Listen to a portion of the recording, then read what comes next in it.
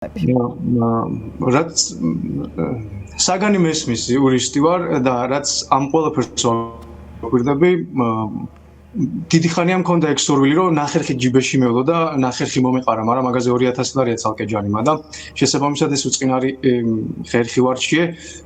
მაშინ იმ პროცესზე თვითონ მოსამართლეს რომელსაც ვიცნობ, იცის რომ მე გულახდილად გულწრფელი ალალი ვარ ჩემ მოქმედებაში და განსაკუთრებულად ეწყინა ყველაფერი, იმიტომ რომ რამდენჯერაც ეს ვიდეო ვნახე, ეს თვალები მაწუხებთ, გესმის?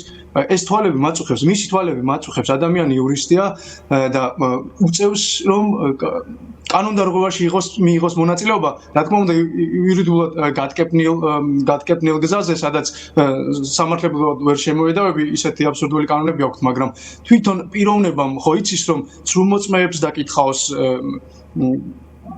მოკლედ სასამართლოზე მოსამართლემ გაგვაფრთხილა რომ ჩვენ დარბაზის მონაწილეები არ მონაწილეობდით საქმის განხილვაში. რაზეც ჩემო მეგობარმა საკმაოდ ძალიან გულახდილად უბრალოდ კითხა, თავად თუ მონაწილეობდა.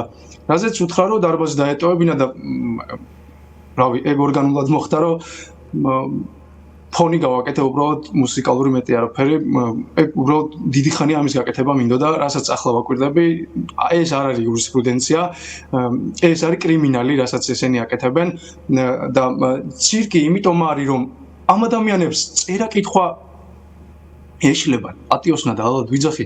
გუშინ მაგალითად სასამართლოზე პროკურატურის გოგოებს რო უყურებდი, ალალად ვიტირე. ცნემლებით ვიტირე და მოსამართლე მითხრა რომ გარეთ მეტირა. მართლა ესენი რასაც აკეთებენ იურისპრუდენცია არ არის.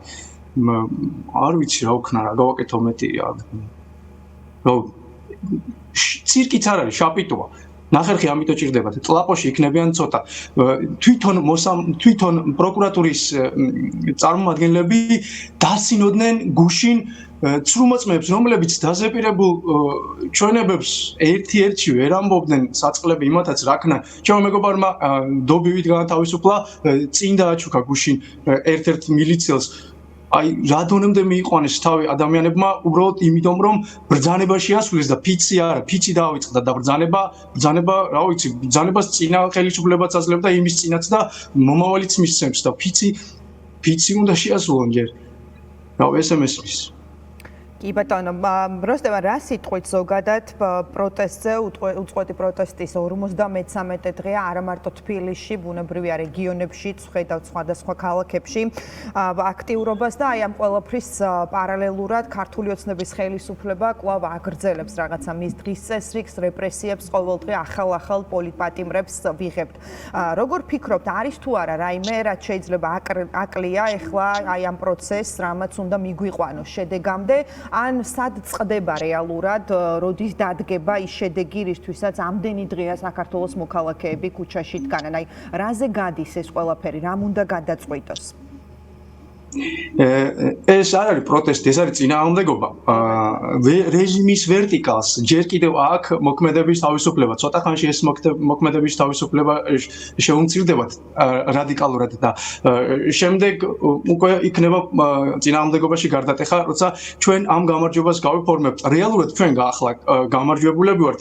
უბრალოდ დროშია ყველაფერი გასაფორმებელი და რეჟიმს როგორც ფინანსური, ასევე ადამიანური რესურსი არ შეარჩება. მე დარწმუნებული ვარ ის მოსამართლეს შემდეგში ძალიან მოინდომებს რომ საზოგადოების აი ამ ფილტრში არ გაიაროს. მაგალითად ის მოსამართლე ცივების მზარეублი ვარ რო იძახის, დარწმუნებულია რომ შემდეგში ისევ გავადა ცივების მზარეულივით ივლის ქუჩაში, ანუ ეს ადამიანები აღარ შეასრულებენ ამ ბრძანებას. ვიწრო სოციუმი ვართ. რამდენი მილიციელი უნდა გვირტყავდეს, რომ ჩვენ გავჩერდეთ, ანუ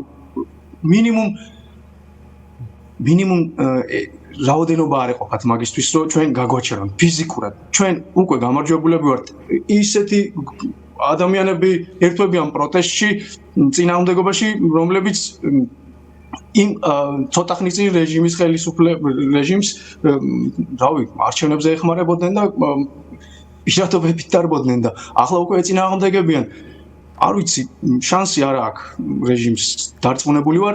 მე პირადად ჩემდა თავად ფიზიკურად სანამ არ მომკლავენ გამჭირებელი არ ვარ და რავი, რომ მომკლავენ ჩემი ამხანაგები ცოცხლები იქნებიან, ყველას ვერ მომკლავენ და ყველას ვერ დაგვიჭერენ. ფიზიკურად ეგ ამბავია.